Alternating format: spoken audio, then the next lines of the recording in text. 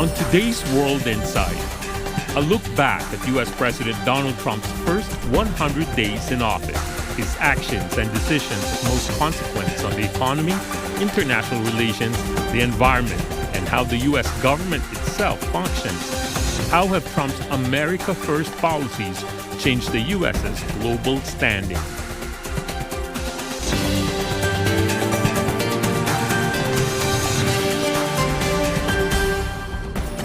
Welcome to World Insight with me, Tian Wei.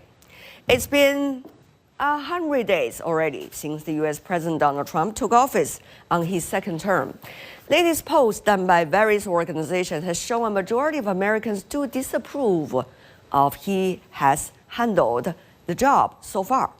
Soon after his inauguration, he rolled out tariff policies as he promised, which bear down on world trade amid turbulence.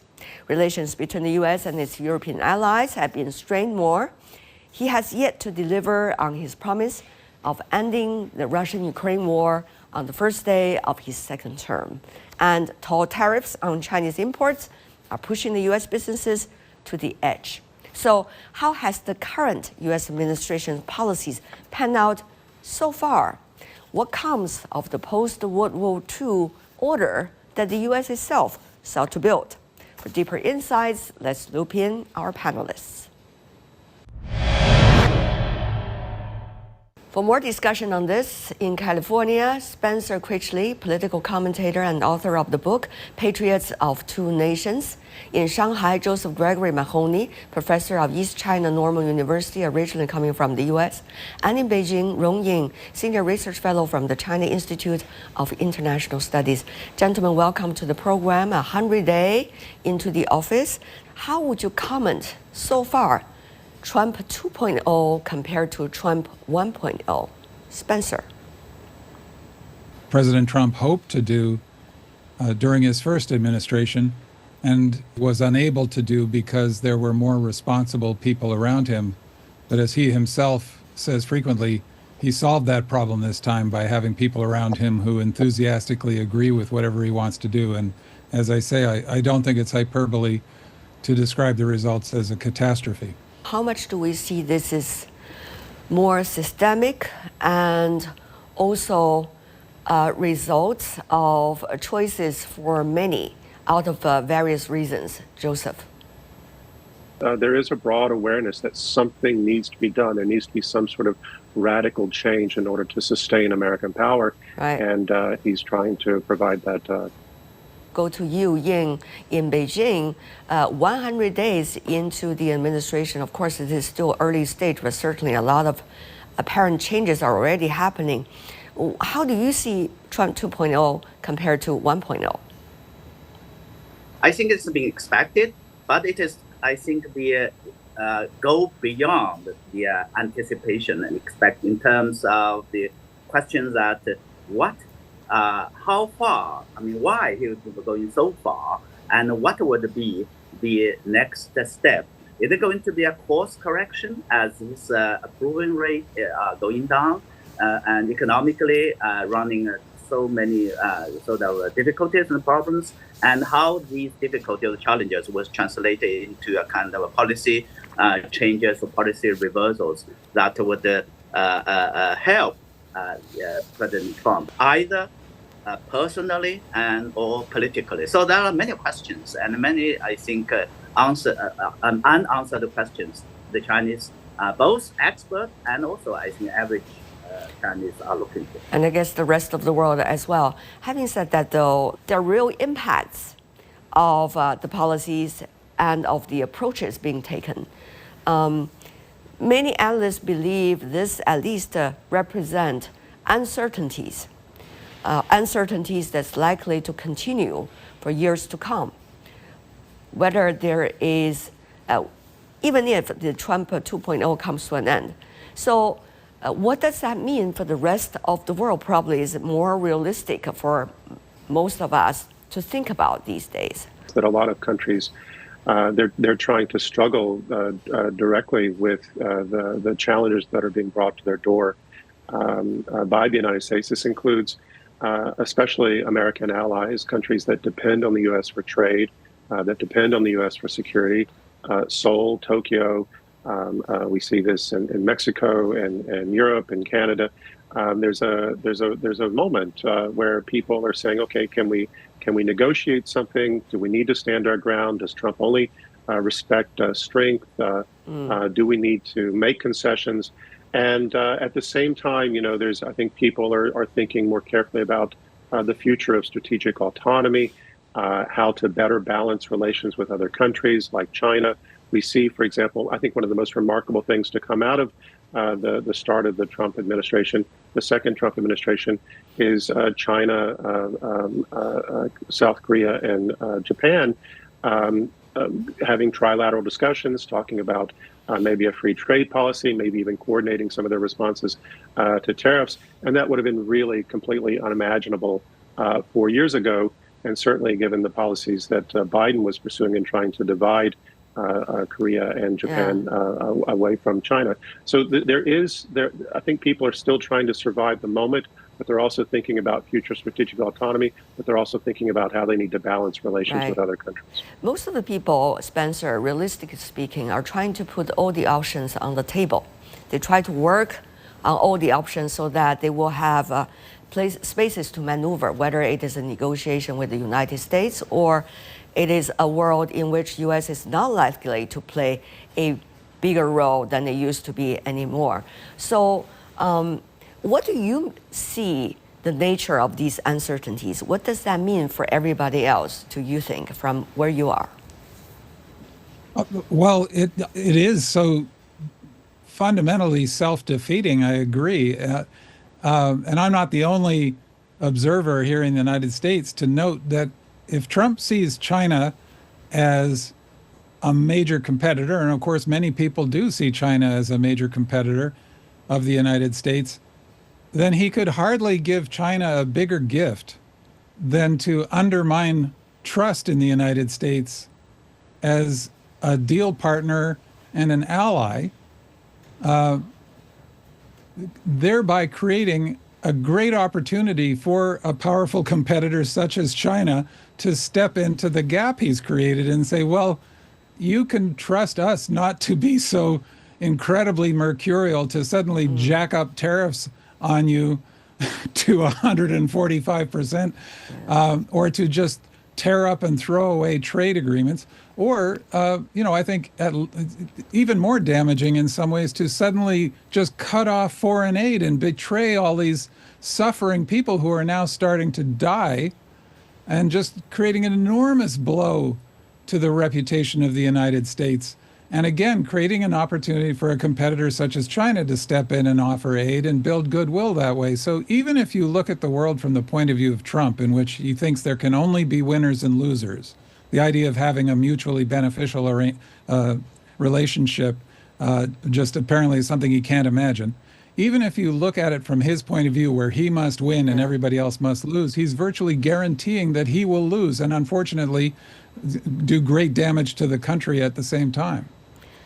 Joseph, we are seeing very interesting phenomenon these days as we speak. On the one hand, the Trump administration is trying to isolate China by putting tremendous amount of tariffs on China, by suggesting to the others, see, anyone who try to fight back will have tremendous amount of pressure as a result. But on the other hand, it is also trying to create an ambience, whether in the media or elsewhere through so-called leaks, that it is in contact with China on so many different levels in governments. And yet you heard very clearly at the press conference of the Chinese Foreign Ministry, the two presidents are not talking on the phone. So how do you see this very interesting picture? On the one hand, the U.S. trying to show its muscle that whoever try to fight back against our tariffs will be punished, quote unquote, such as China. But on the other hand, to show it China's case as a bargaining chip toward all the other negotiations that are, as the administration claimed, going on, saying, you see, we are still in contact with China. And also to show to the market that you can rally, you guys, because things might not be that worse. So it's a lot of complex and entangled emotions in this, even when it comes to tactics dealing with China at this moment. Joseph, what is your observation? Quite a drama. Well, I think the first thing we have to realize is that the drama of the global trade war attacking every country with tariffs has been an utter catastrophe, and he's had to retreat. And in fact, we've seen these retreats in China in terms of the numerous exemptions that he's put in place that have hollowed out a lot of the tariffs that he's imposed on China.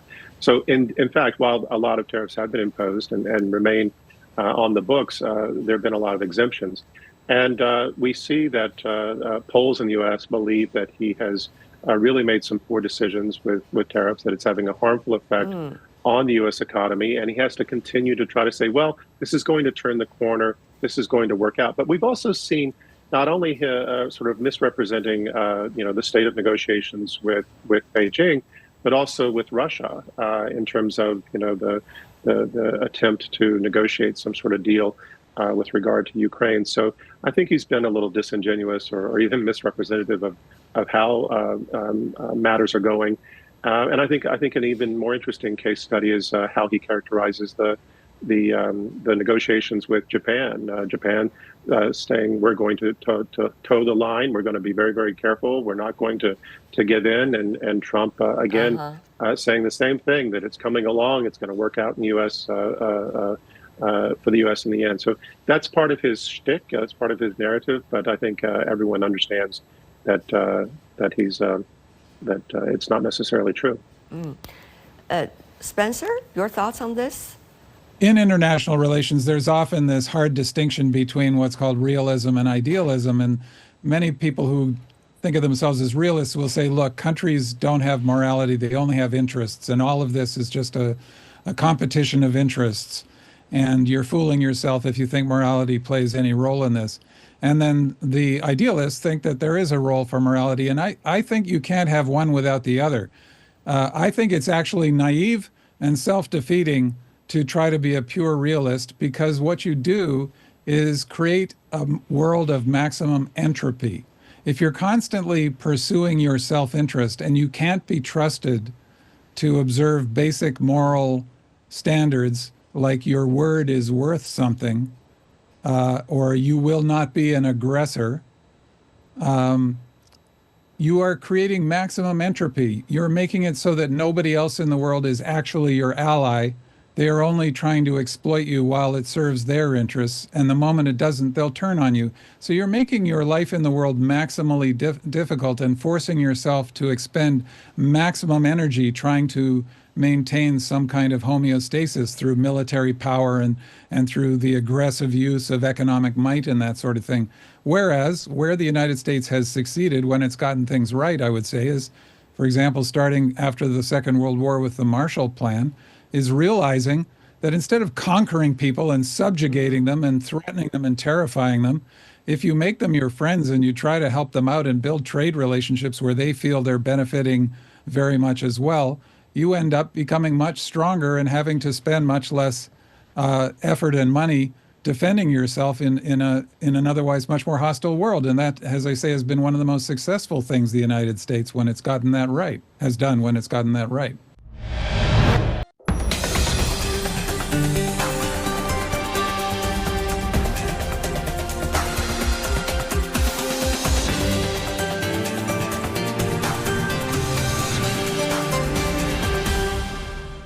How much do you think the Trump administration, 100 days into the office, is spending the U.S. hard power? And how much do you think it is spending with the currency of U.S. soft power?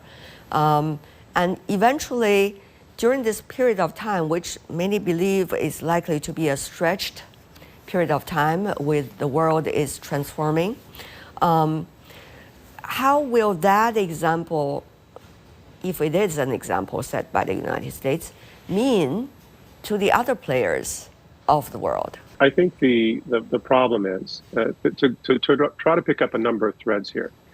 There was a crisis facing American democracy. It goes back, we can say, to the early 1980s when we began to see some radical changes coming out in the 1970s, and that culminates to some extent with Trump coming to power at the first time and being able to exploit that concern, and certainly concerns related to adequate health care, drug addiction, and then later, inflation and so forth and so on, and certainly the failures associated with governance and the pandemic.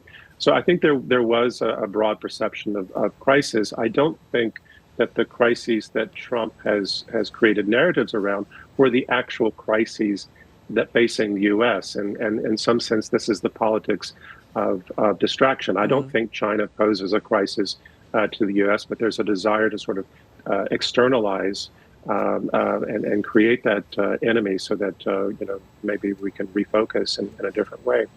I do think that the tariff policy was a catastrophe. I'm sympathetic to the analyses that say that it was a broad attempt to try to manipulate the bond market and the Federal Reserve. So far, that has failed.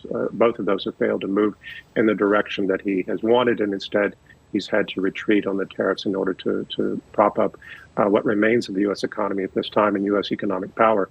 If I, being a partly cloudy optimist, which I would love to be, so how much space is there and how much imagination does that mean with the absence of U.S. as a good example for the rest of the world, that the rest of the world can come up with other inspirations and options and be able to discover something that has already been there but may not have the opportunity earlier to be picked up? I personally don't want to envision such a kind of scenario where United States would be either for its own reasons, kind of self-destruction, or for political, for whatever, that it would be live by itself.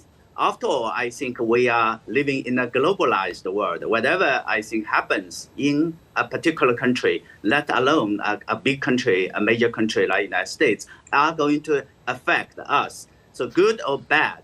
I hope I would be, more optimistic in a way that the United States, the system, the political sort of institutions were able to help the polity in the United States to correct the deviation or distraction that has been created as a result either for political or history. Well, I think we had a very fascinating historical conversations. But all in all, China is looking for, or China is advocating for, is a kind of a system or governance, global governance system where every and each country will have to live with and accept certain constraints in terms of rules and norms. And in this way, I think China, on the one hand, it said it would like to, it has strongly entitled to defend its right of development. On the other hand, what China is doing is for the sake of this system, for the sake of a working system, if I can say. So all in all, we would like to hope that we'll bring the United States along to make, the Chinese always say, to a better and more peaceful and sustainable world. Spencer, your perspective? Yes, I think that there is so much opportunity for everyone involved to just pursue relationships based on mutual benefit, and it can sound naive, but again, I think this is where it actually becomes a form of realism. All of the energy that has to be expended on spying on each other, doing espionage activities, building these enormous military capabilities, getting into trade wars, all of this stuff is entropic. It ends up being a net loss for everybody involved. And the extent to which we cooperate with each other, and of course that will mean competing and sometimes having some pretty heated conflicts, but the extent to which we can do that within a system of rules that people can trust, some basic standards of mutual respect and red lines we agree not to go beyond, it turns out everybody does much better. And that's some of what I mean by what's happened in the recent decades not being as rational as it is psychological, because the world at about the time of the early 1990s, when Francis Fukuyama famously suggested we might have reached the end of history, meaning we had reached the optimal solution pretty much, was a time of growing international cooperation and great optimism that a lot of the Cold War was over, and that a lot of these traditional rivalries and contest of empires and stuff was now consigned to history, and we would move forward peacefully, again with competition and even conflict, but essentially peacefully and for mutual benefit. But around the same time, there was an enormous movement around the world, which I think is largely non-rational, which amounts to a rejection of that modern world. Joseph, how much do you think there is space for people to think out of the box? One could describe that box as a frame that the earlier rhetorics of the United States created. One of the things that we have seen in over what in China we call the new era is a very careful construction of what the Chinese government calls a principles-based foreign policy, that China is committed to both realism and idealism. China is committed to confronting global existential concerns like climate change, working with developing countries and emerging markets, while also trying to advance structural reforms to its own economy, putting in a privileged position green innovation and green development. And all of these are directly answering what are some of the main concerns in China, but also in the rest of the world. I would go back again and say that it isn't just Trump that has hollowed out the narrative of the U.S. in the last 100 days. It was also, we saw this also happening with Biden, in so much as when Biden held his democracy conference, most people said, well, the U.S. isn't that democratic, certainly in its international relations. A lot of people were disillusioned with his proxy war in Ukraine. A lot of people were disillusioned with his support of what many assess to be the genocide in Gaza. And this is certainly something that cost him a lot of votes and brought Trump back to power. And above all, I would say Biden consolidating America's position as the world leading petroleum producer, while tacitly or sort of pretending to be a champion of green development. So, we have to answer your question very directly, I think China has positioned itself over the course of more than a decade as offering not out of the box thinking, but a new path, one that is very attractive to countries that are particularly at risk, much more at risk to climate change than the U.S. or Russia is, in so much as they belong to the global South. So I think it's in those contexts that we see innovation in relations and movement forward through projects like BRI and others. How much luxury can this administration have, given the political timetable, given the current public support, and given the future strength of U.S. economy, if it's still to be maintained, to pursue some of the biggest issues it is after? For example, tariff war, for example, immigration issues, for example, the fight against so-called the deep state, or the role of Dodge, and the list goes on. How much luxury of time does it still have? I'm very much worried that we may not have such a luxury of time as we had anticipated. Look at what happened in the week of the so-called Liberation Day.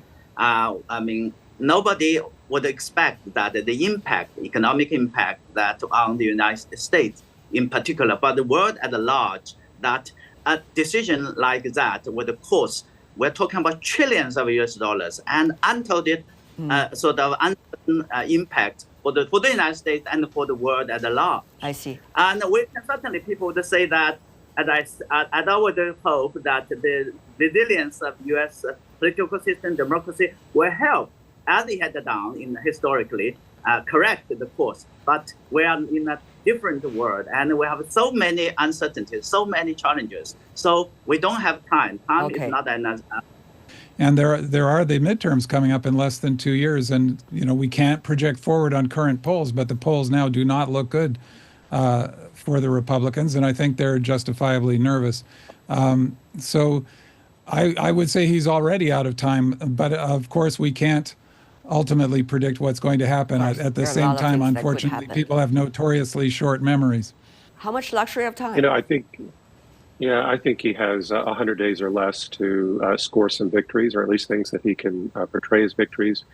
This would include potentially consolidating government cuts and reforms, especially matters impacting government spending that affect the deficit.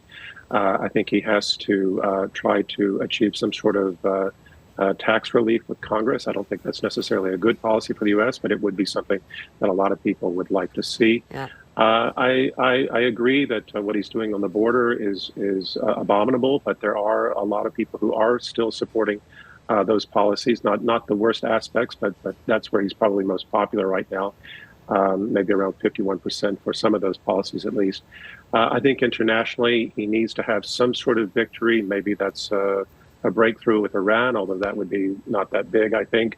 But I think he'll need to maybe try to approach some sort of a new relationship with Canada once that election is settled and a new government is placed. Maybe we'll see some sort of movement between China and the United States. But the thing that I'm most concerned about right now is the extent to which I think we see a number of international forces trying to spoil the burgeoning positive relationship between India and China. There's some friction right now between Pakistan and India. But that was something that I think we were hoping to see, but we've seen the U.S. now pressing New Delhi with trade things. So anyway. All right. There are a lot of things that we can have on mind as we observe and analyze. But so far, thank you so much for the three of you for sharing your different insights and compare your ideas. That has always been very much treasured, a real discussion. Appreciate it.